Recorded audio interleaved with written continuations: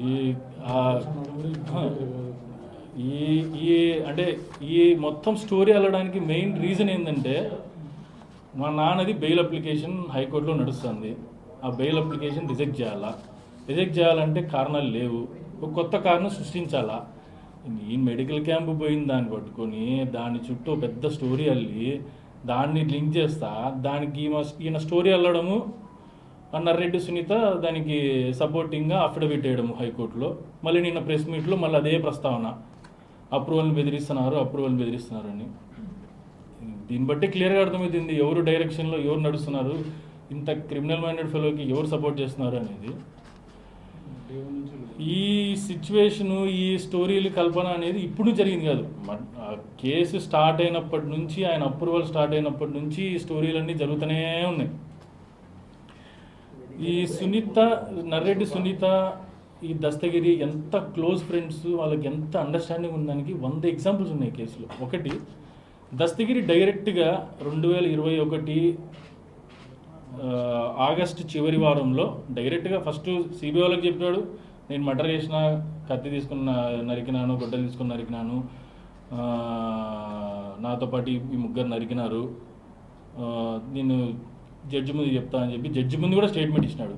అప్పటి నుంచి ఆయనకు యాంటిసిపేటరీ బెయిల్ 3 నెలల తర్వాత వచ్చింది. అంతవరకు అసలు అరెస్ట్ చేయలే. అరెస్ట్ చేయకపోవడం ఒక సంగతి, దాన్ని సునీత క్వశ్చన్ చేయదు. మాకేం ఇబ్బంది లేదు, మా నాన్న చంపినోడు బయట హ్యాపీగా తిరుగుతున్నా మాకేం సంబంధం లేదు, ఏం ప్రాబ్లం లేదు, that fellow is my friend, ఆయన అసలు ఏం అరెస్ట్ చేయొద్దండి, ఏం అరెస్ట్ చేయాల్సిన అవసరమే లేదు అని కూడా మాట్లాడుతున్నాము. ఆ బెయిల్ అప్లికేషన్ అబ్జెక్ట్ చేయాల.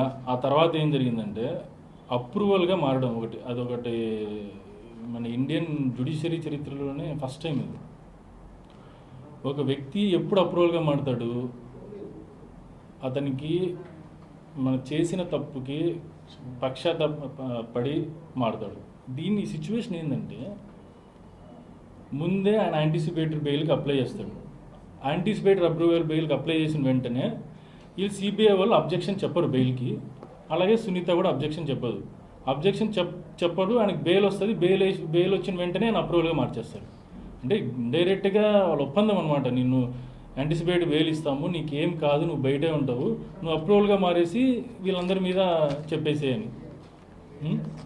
ఇంత ఘోరంగా సునీత అండ్ దస్తగిరి కొల్లైడ్ అవుతున్నారంటే అసలు ఎంత దారుణం అనుకోవాలి అసలు. అదే ఇంకొకటి ఏంటంటే, అసలు దస్తగిరి సునీత